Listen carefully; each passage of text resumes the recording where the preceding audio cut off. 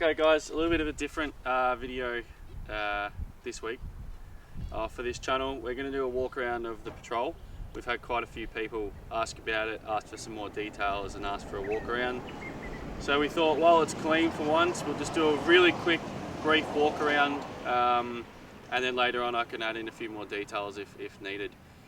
So we'll start up the front. Obviously I've got the Razzler Dallas hooped bar that's been colour coded. We went half colour coded with the black top with the bars.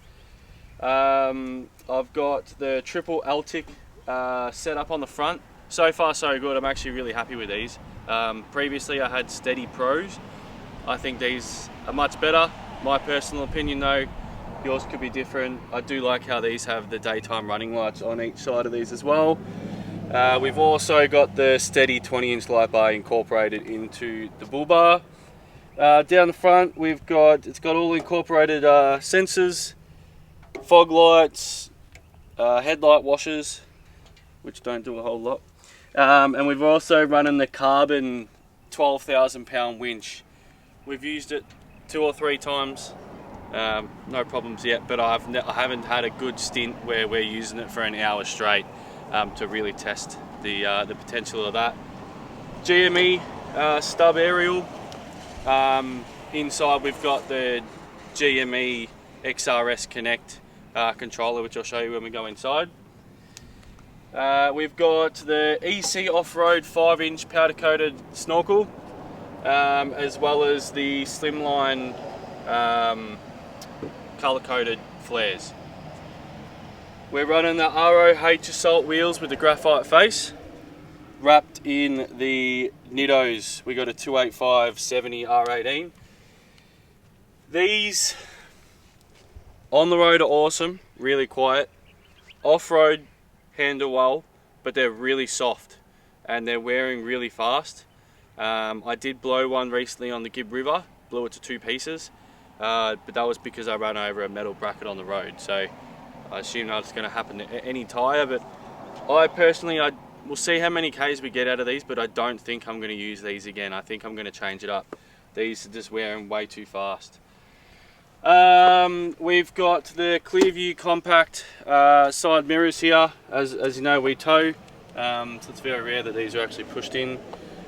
These also have the Cat 6 indicators incorporated in them, which is part of the engineering for the GVM GCM upgrade, which we'll get into shortly. Running the Razzler side steps with the Rhino rack backbone platform up here. So we've got the Rhino backbone, the flat platform. We've got an Outback Tourer 1.4 rooftop up the top, which we've used a couple of times and we've been super happy with. We're actually pretty keen to do some more rooftop missions in that, to be honest. And I went with the King's 180 degree awning. People diss King's flat out, but this is I think I got it for $230. An Outback Tourer or any other brand 180 awning, you're looking at like 1,500 bucks. I could go through 6 or so of these and still not have even bought one of those other ones. And when we're not using it very often, I think it's silly not to be honest, but that's my personal opinion. Everybody's different. I ran one on my previous car, had it for years. We toured a lot of Oz and never let us down, never had any problems. Alrighty, on the rear, we've got the Razzler rear bar. On the left hand side, we've gone with the double jerry can swing away. On the right hand side, we've got our spare, our brand new spare that cost a whole lot of money in Derby. Try not to do a tyre on the Gibb. Up the back we've got the Heyman Reese drop down tow bar, and obviously we've got our Stone Stomper on there too. Everything up the back here has been really good. We're absolutely loving it. The setup works really well for what we need. Now if you focus underneath we've got the DMW GVM GCM upgrade with the airbags included on there. So what that gives us is we've got a 4499 GVM with a 7999 GCM, which has all been engineered. EC Off-Road in Melbourne did that for us, and they made the process really easy, really good. drive in, drive out sort of situation, and the car performs so well with the setup that they've given it on its own, full driving as well as towing. I can't fault it. The suspension's unbelievable, and we're really happy with it. We'll open up the back and we'll show you our rear setup. Okay, EC Off-Road also did the Anderson feed for the Caravan as well as electric brakes in this. They also did a locker override, which I can't obviously show you, but that has all been completed by EC as well. Up the back and in the back, this has all been done by Tanami, who are located Carrum Downs in Melbourne.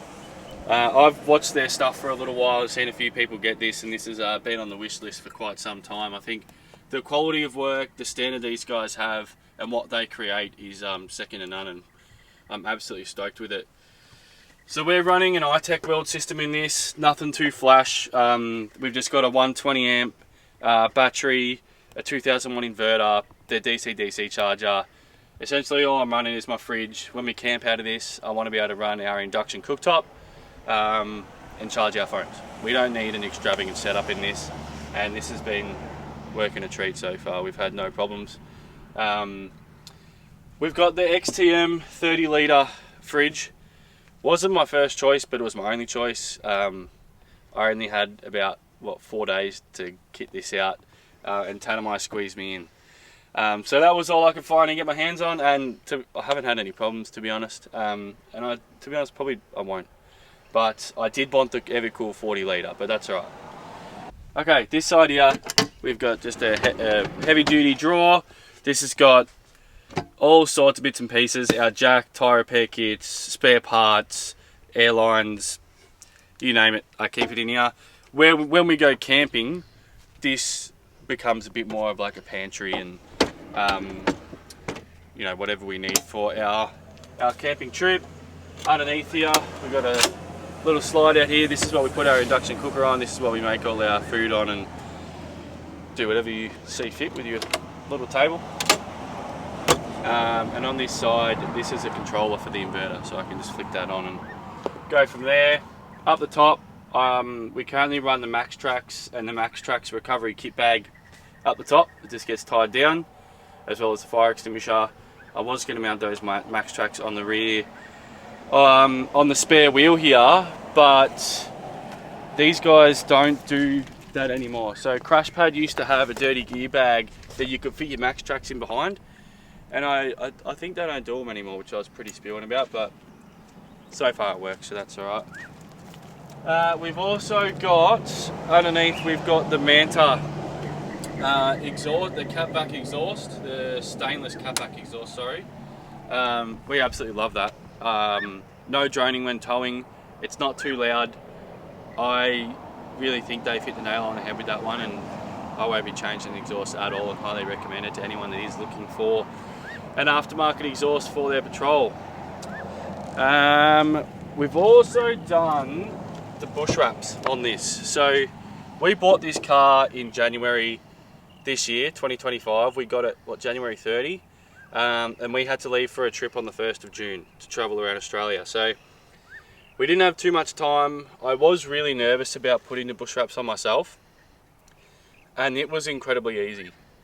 For someone like me who doesn't have the best patience, nor the smoothest hands, it is so easy. I recommend anyone do it. And we've been down some pretty gnarly tight tracks, and we don't have any scratches. The snorkel is caked in scratches, and so are our mirrors. You can see here the mirrors have copped the flogging, but the side of the car is looking brand new. So testament to bush wraps. We're no affiliation with them. It's just an incredible product that we're really happy with. Alrighty, so up the front, we run the Scan Gauge 3, which I am looking at more than me bloody Speedo. That is such a good piece of kit that you should get for your car, especially if you're towing. Being able to monitor trans temps, oil temps, coolant temps, car temps is just awesome. We also went with the EC Off-Road upgraded dash, which is another just essential in my eyes. The old dash was very old and outdated. As I mentioned before, the GME XRS Connect UHF, we've just got stuck under here on the magnet mount with the pass-through going through the dash. And this here is our safety day screen. So this used to be a little storage compartment, which I cut out the old fascia and put the camera in, drilled a hole in the back, and just run the camera down and out the bottom underneath here. And that's been really good. The only time that position isn't the greatest is when we're getting a lot of sun glare, which is very rare, but sometimes I've just got to put my hand over it to make sure that I can see it properly. Oh, we've also got our in-cab air controls.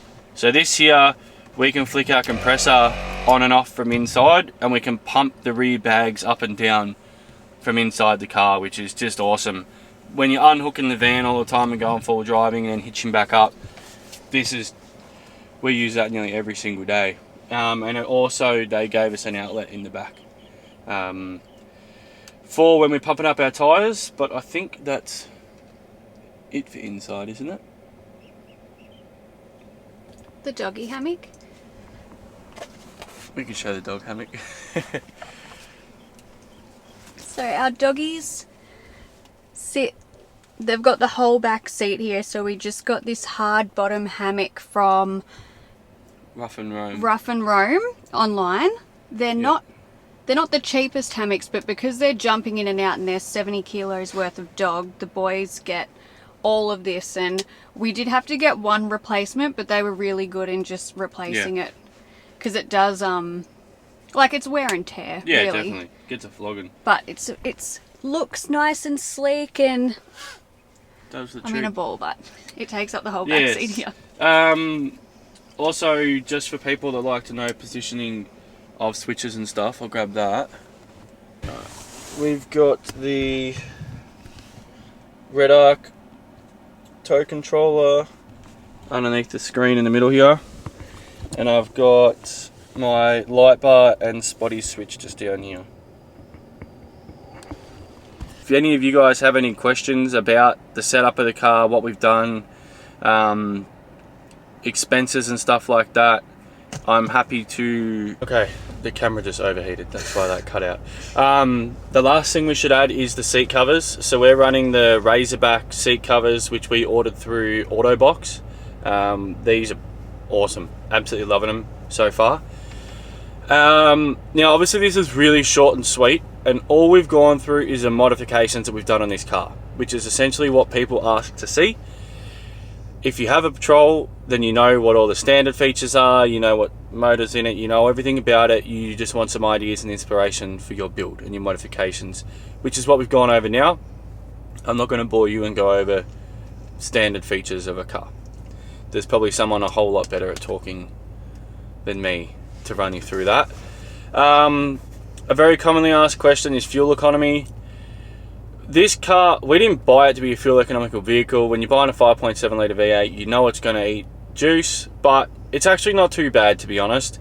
You'll use more fuel driving around town than a standard full drive. So we normally average 18 or 19 around town.